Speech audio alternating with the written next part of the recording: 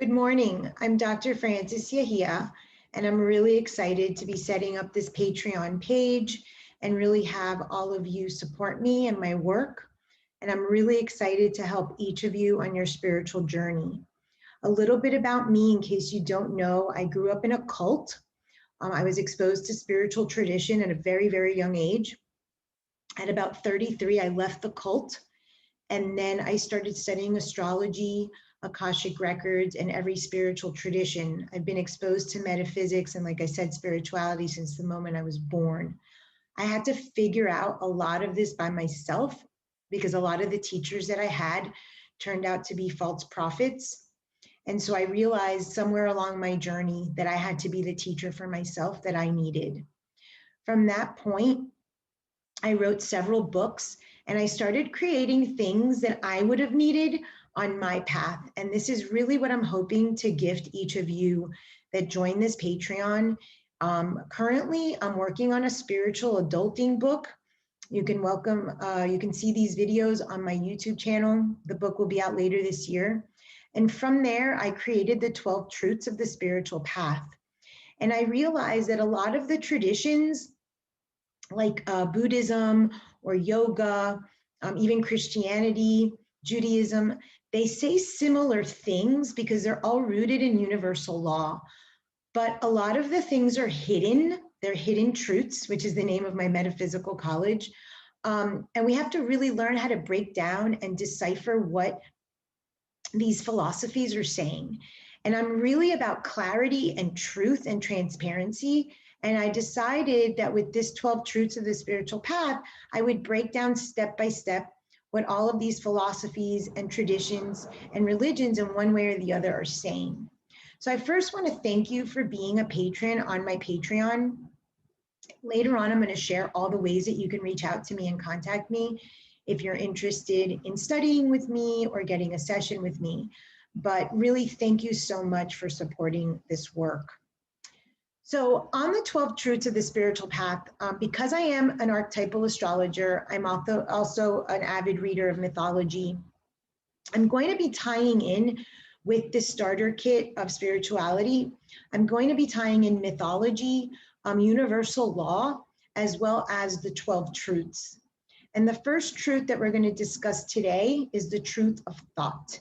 We cannot start any spiritual tradition without knowing our thoughts, where they come from, where they originate, what they're about, and most of all, what they're telling us about ourselves.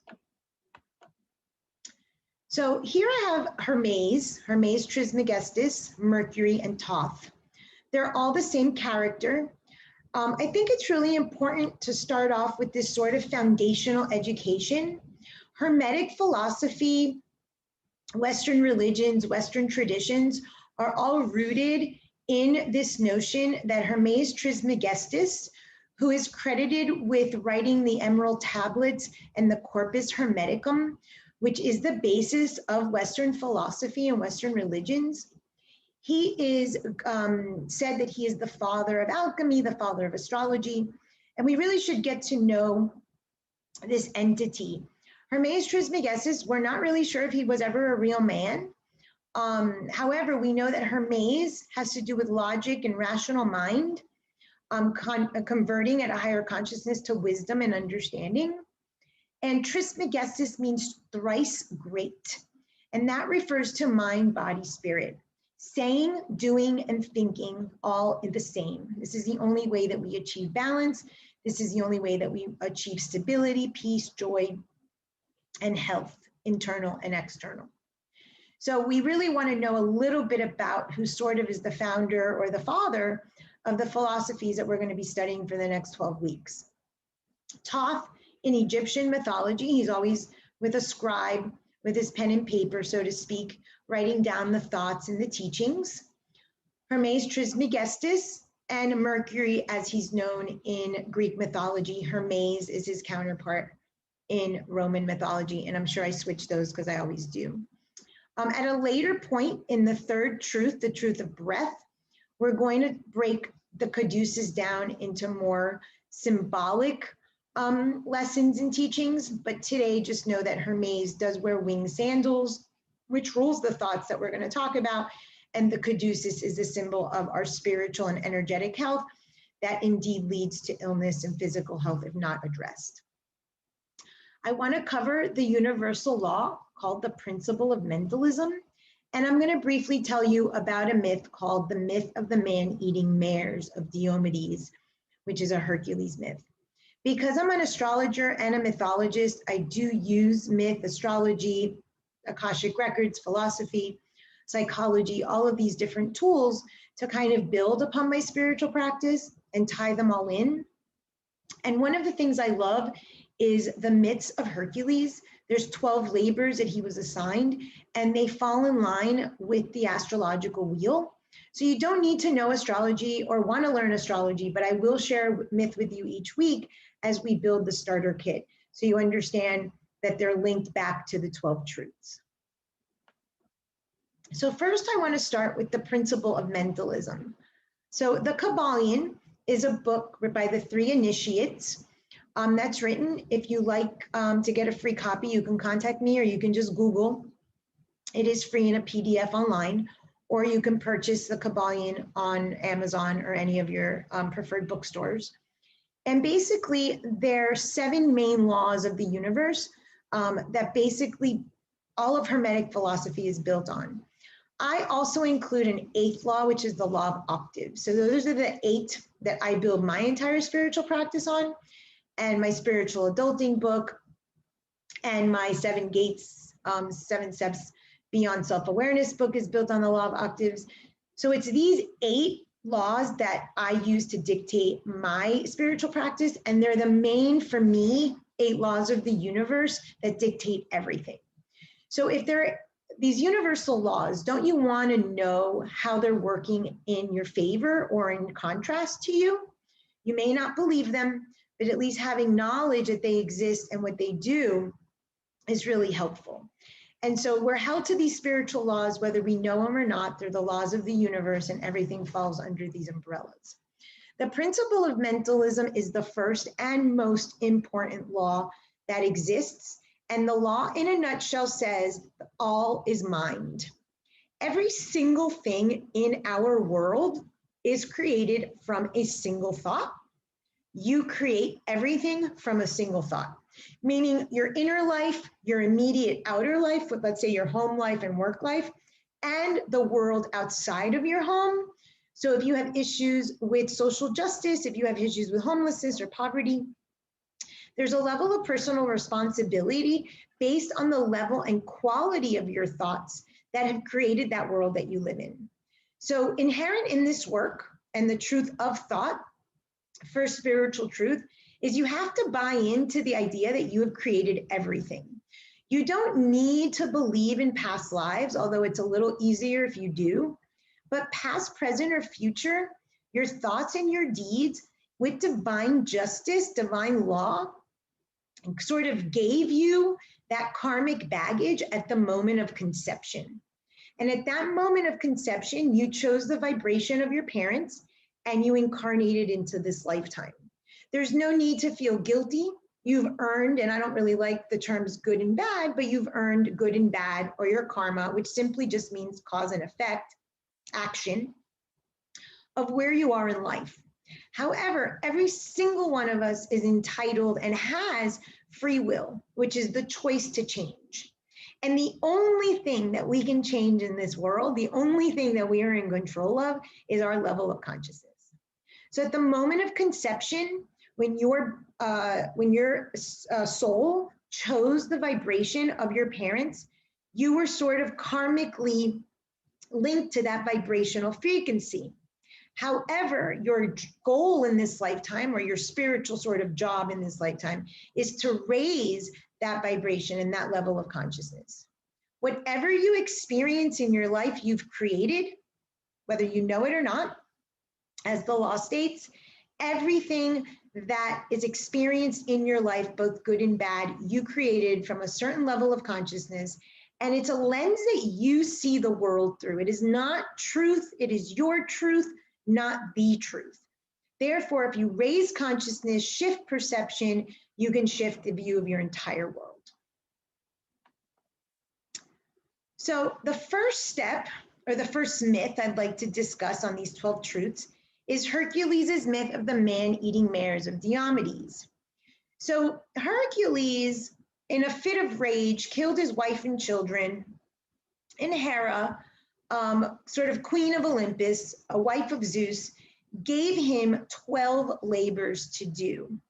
These labors represent one for each sign of the zodiac and one for each step of our spiritual journey. Our spiritual journey always starts at Aries. So wherever you have the cusp of Aries on your astrology chart is where your spiritual journey begins. For instance, mine's on the cusp of the 5th. It begins with my personality, my ego, my creativity, my children, my investments, all the meaning of the 5th house. If you want some information, I do offer an astrology basics course and a 4-level course in astrology. But if you want some keywords, you can Google those, or you can, of course, reach out to me and I'll be happy to provide you with some keywords about the different houses. Again, you can Google all of this. You can get free charts online as well. So you can do a little homework there. But if you want some information or a professional reading, I'm definitely available for that as well. So in this first myth, what Hercules was assigned to do was to kill or collect the man-eating mares. The man-eating mares were horses that were running rampant on the countryside. And they were eating the flesh of man. They were eating men and getting fed and nourished by the flesh of the men. So Hercules rallied up the horses because he had a lot of physical strength, and he did. And you can see him here sort of rallying up one of the horses. There's a dead gentleman on the side. That's his friend Abderus, unfortunately. He rallies up the horses. He asks his friend Abderus to help him. Abderus isn't strong enough. The horses kill Abderus, and Hercules is required to come back and collect the horses once again. There's a lot of symbolism in this myth. I do invite you, if you like mythology and if you love spiritual symbology, to invest in the Hercules, Labors of Hercules by Alice Bailey. It's absolutely phenomenal. If you don't want to buy the book, you can Google sold, SOULED -out, and put Hercules, and the myths will show up. Somebody has a free website right now that has most of the myths, all of the myths, but most of the symbolism from the book free available online. It's just a phenomenal read and will really guide you on this spiritual starter kit, because I will be sharing one myth per truth. So the symbolism that the horses were wreaking havoc on the countryside. Horses always in mythology symbolically represent thought. White horses are superior thought, and dark horses are darker thoughts, or low-level consciousness, low-level thoughts. So these horses are your thoughts, wreaking havoc in your world, internal, external, and even beyond, universally. These horses wanted flesh. They wanted to eat the men that lived in the town. When we have negative thoughts, we tend to gossip. We tend to just devour our friends, our family, our coworkers, and it's flesh to keep the calm of the thoughts going, right? In order to calm that, we feed it by talking crap about other people. That you speak of other people is yourself. The mares are our thoughts, the flesh of others is gossip, and it's the actual truth of your thought, which I'm going to give you a homework later so that you can really start understanding the impurity of your thoughts. Abderus is Hercules' friend, and he's trying to help Hercules, but he gets killed in the process. Your friend may help you to contain your thoughts and change your personality, and the reality is that nobody can do this work for you. So in the myth, Abderus dying forced Hercules to come back and gather the horses again.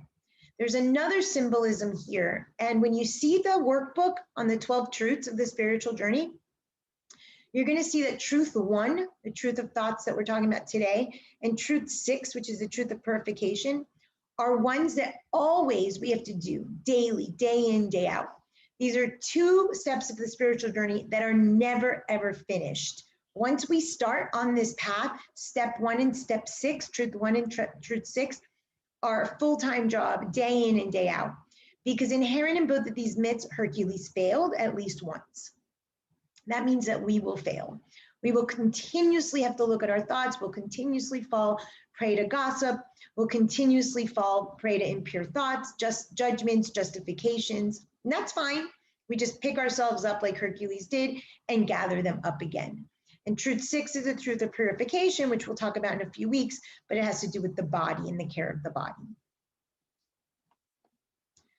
So I mentioned level of consciousness. This is ultimately our only job in life. A lot of people come to me and say, what's my purpose? What's my purpose? Yes, you might have a specific purpose in terms of how you're going to live this out, but your entire job spiritually is to basically raise the level of vibration at which your parents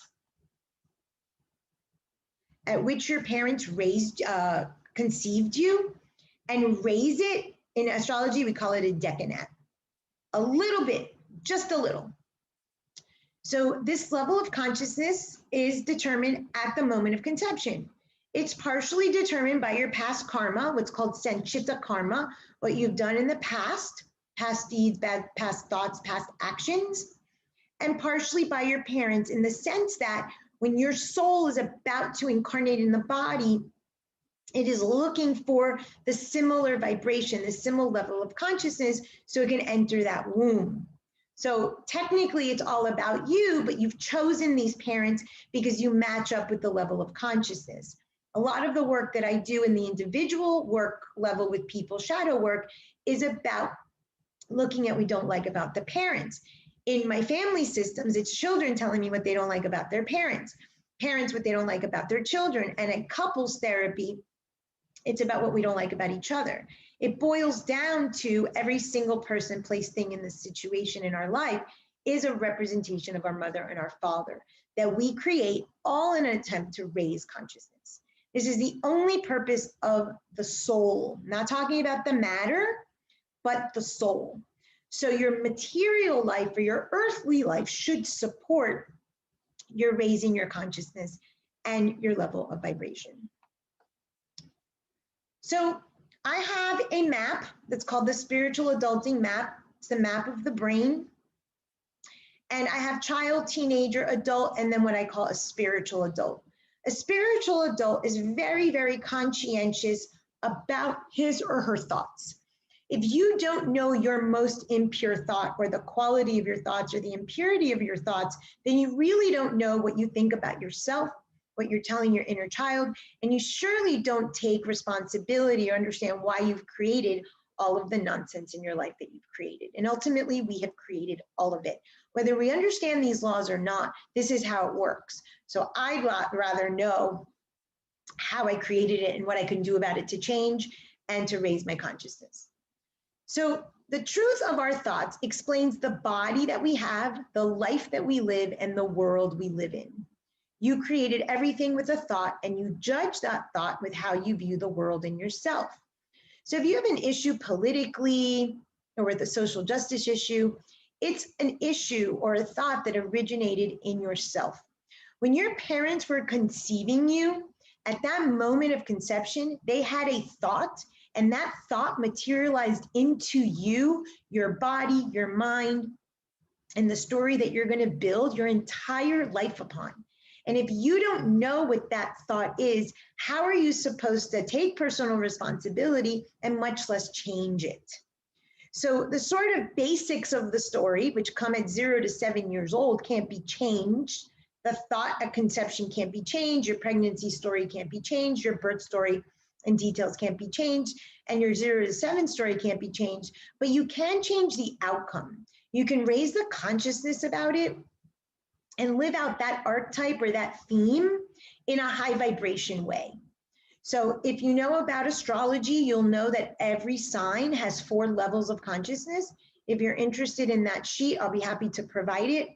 Every sign has 4 levels of consciousness, and you just assume that you're at the lowest level of consciousness, lowest level of vibration upon conception, and then you try to move up from there, so to speak. But we have to understand what our thoughts say, what our thoughts are so that we understand what we're judging and thinking about other people, which directly link to ourselves. So those man-eating mares are our thoughts. They're destroying our countryside, which is our psyche, and of course, representative in our life. When I do sessions, I listen to client's story and I immediately can pick up the archetype. There are 12 specific archetypes, one for each of the spiritual path. This I told you was linked to Aries. This is linked to Mars. And one of the reasons that people go, and do is so that they don't have to look at their thoughts. They don't want to sit still. They rather chase their dreams and their ego and validation, and all of that's important. But there has to be a time of some quiet contemplation so that we can analyze our thoughts. So I wrote a book a few years ago called The 7 Gates, 7 Steps Beyond Self-Awareness.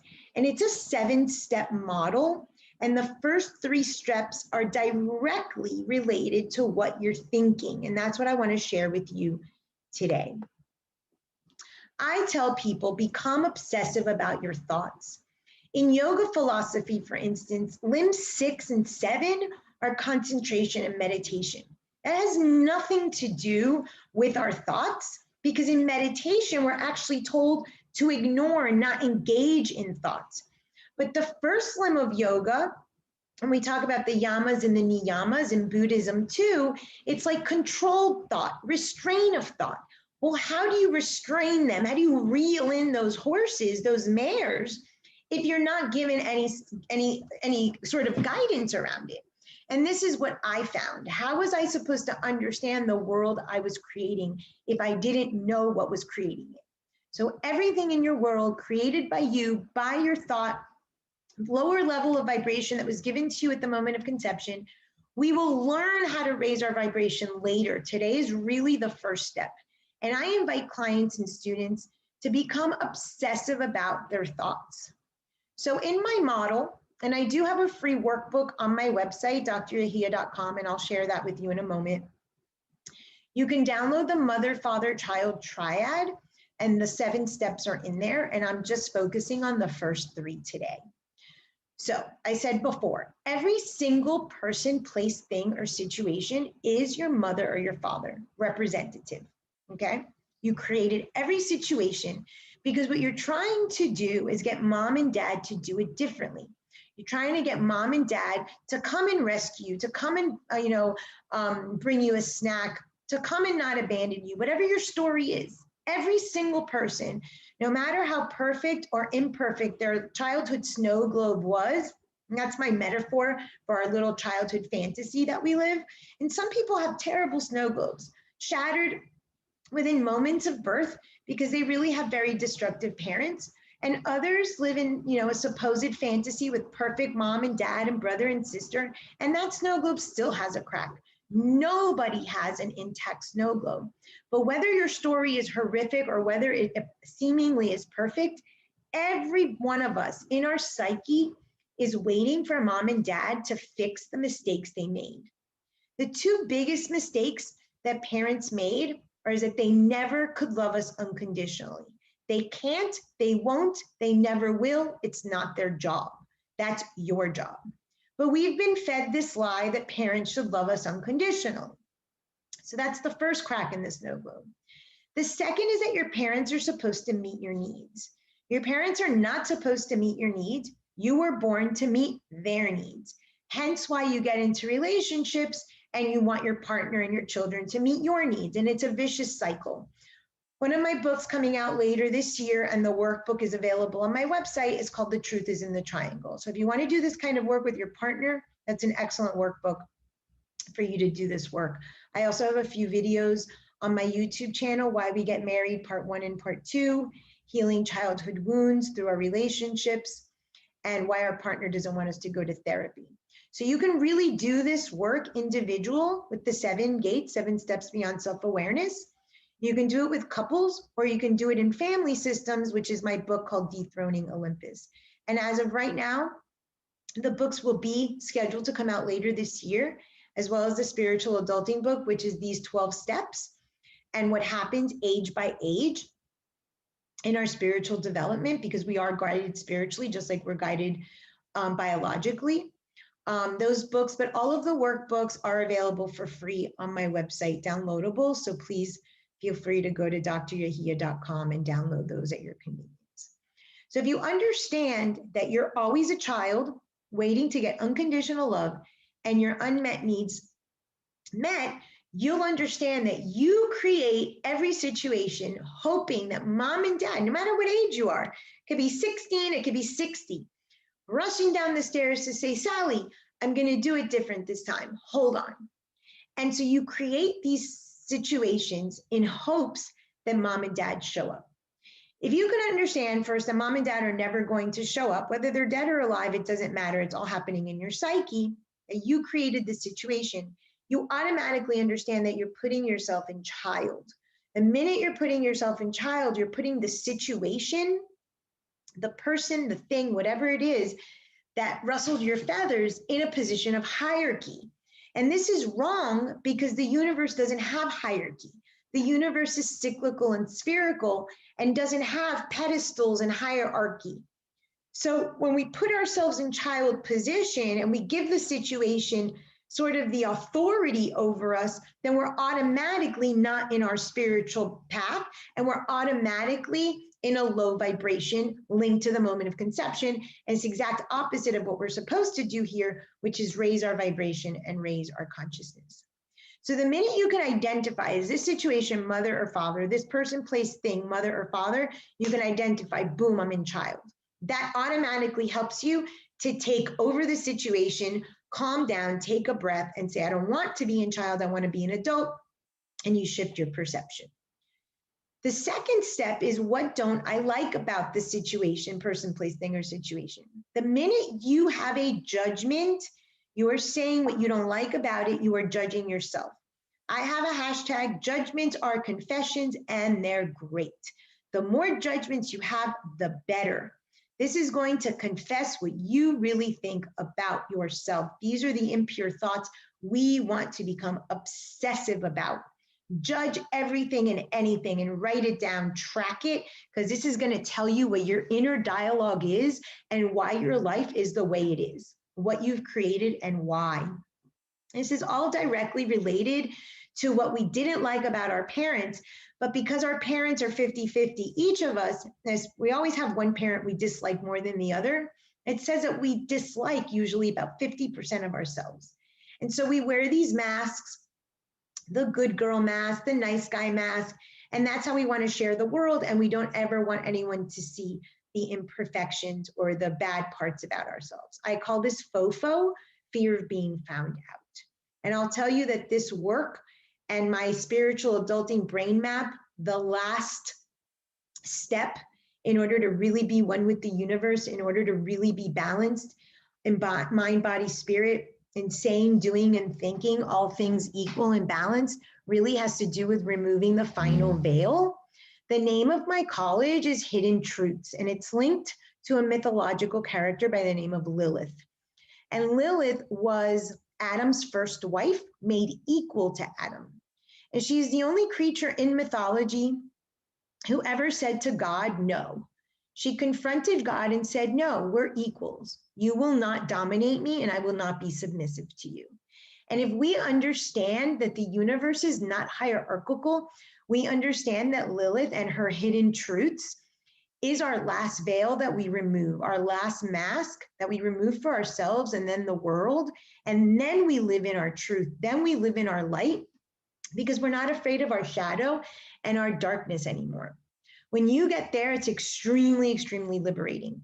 But you can't get there if you don't start with the obsessive analysis of your thoughts. So this is what the three-pronged approach is. And then we'll cover the adult steps. And if you want to go ahead, you can download the workbook and you can get the other 4 steps. But this is really, really, really the first step and so important.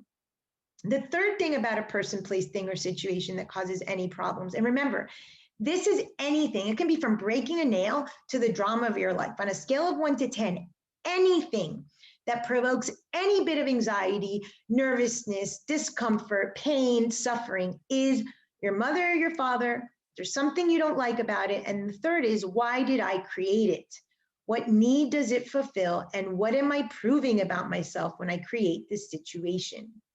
Most people realize that they create situations to confirm that they're inferior, that they're stupid, that they're disgraceful, that they're not loyal, that they're worthless, whatever it was that they were told consciously or subconsciously in childhood. So if you do this analysis, obsessive analysis of your thoughts and write this down, you are going to get very, very clear on why the world that you live in and your inner world and your sort of home is exactly what you're living in your relationship with your children, with your health, with the society at large, that you've created from this impurity of your thoughts, all in an attempt to stay child, all in an attempt to get your mom and dad, again, subconsciously, to meet your needs and to prove that you are indeed worthless, for instance, and then not do what you came to do, which was to raise vibration, raise your consciousness, do your soul's journey in this life, and do it differently than your parents. So this is the first step on my 12 truths of the spiritual journey. Again, this is the first 3 steps out of 7 in the 7 Gates, 7 Steps Beyond Self-Awareness book. I have a podcast called The Mistress of the Subconscious. If you want to learn more about this particular model, you can go to season 2. There's 7 seasons, but season 2, I specifically talk a lot about this particular model. I also have a YouTube channel. There's a folder called the MFC Triad that has 6 videos, and that will support this work. Again, you can go to dryahia.com and you can download the Mother, Father, Child Triad or the 7 Gates workbook, and it's all explained in there as well. So I want to take a moment to kind of break down my logo. This is called the Philosopher's Stone or the squared circle. And this is a representation of everything in the universe.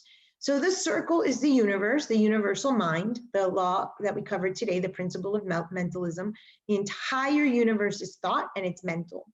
The triangle represents the thought. The square represents the material world that we create based on that thought.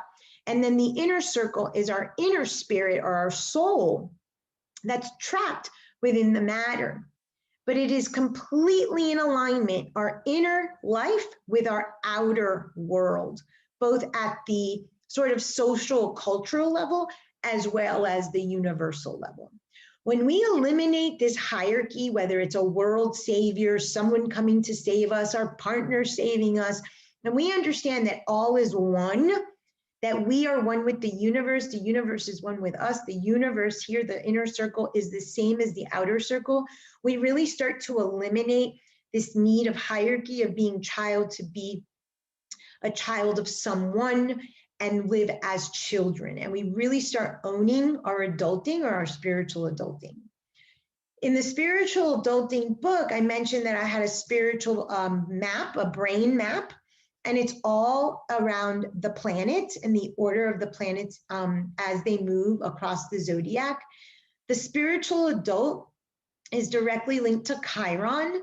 That happens around 48 to 52. And then the last step is the Black Moon Lilith. And Hidden Truths is another name for Lilith.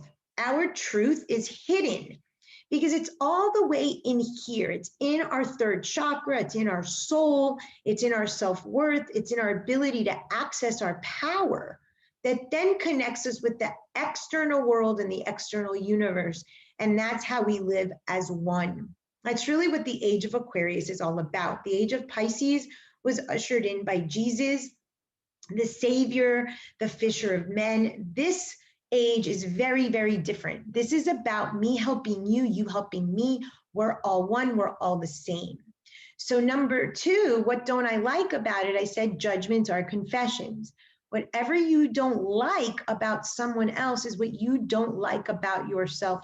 Past, because you were that. Present, because you are that. Or future, you have the capacity to be that.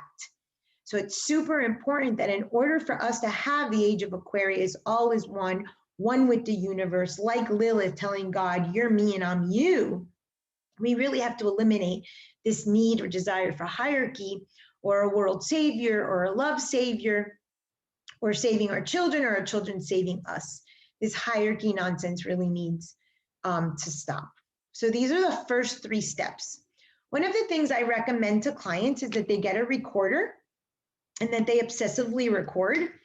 Also, WhatsApp is a really good tool because you can record and record and record. So any situation that shows up, who is it, mother or father? What don't I like about it? Why did I create it? To prove what? And you just incessantly repeat and repeat and repeat. And if you hear back those messages, you hear back those WhatsApp recordings, you're really going to understand why you don't get things done, what you really think about yourself, why you waste so much time.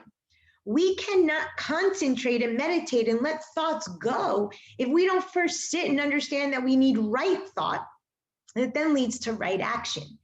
So this is extremely important. First step, truth of thought.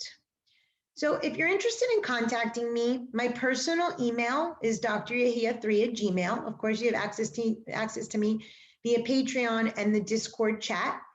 My website, if you want to look at my services, is dryahia.com. My metaphysics college, if you want to study with me, I do offer certificates and degree programs in metaphysics, astrology, and other esoteric studies. Hidden Truths College at Gmail is the email address, and it's also linked to my webpage, dryahia.com. They're on the same page right now. My podcast is Mistress of the Subconscious podcast, where I talk a lot about myth and symbol, astrology, mythology, symbology, and season 2 specifically is linked to this particular model. I also have a YouTube channel, if you just Google my name, with hundreds of hours of content. I teach at the university, and all of my books I have lectured on. So you don't have to wait till those books come out later in the year. I've got a Hidden Truths book that is about the 8 laws of the universe and the 12 truths of the spiritual path coming out. I've got Spiritual Adulting, which is step by step from 0 to 84 and beyond, exactly what happens on your spiritual journey, how to raise your consciousness. I have Truth is in the Triangle, which is my relationship model. I've got Dethroning Olympus coming out, which is my family systems model. I've got a book on the moon and the moon sign. All of that is about how our pregnancy story informs everything that we do in life and how we're always seeking mother and father through that moon sign. So if you're really into astrology, there is a workbook on my webpage. And I am going to be doing an inner child slumber party next week. You're more than welcome to come. And if you're watching this recording after that passed, just simply reach out. I do have a workbook on that. That's a really great workbook, because all of these thoughts that we're having that are impure, who we're saying them to is our inner child. That child that got stuck between 0 and 7, that was told he or she wasn't worthy, or he or she wasn't loved, or he or she wasn't welcome, got stuck. And all of your judgments that are confessions that are linked to your impure thoughts are telling that inner child that she or he is worthless. So I have a really great workbook on inner child slumber party. If you're able to join, please shoot me an email. It's $35. But if not, you're more than welcome to have access to the workbook. Thank you very much. And I'll see you next week for the truth of desire. Have a great day.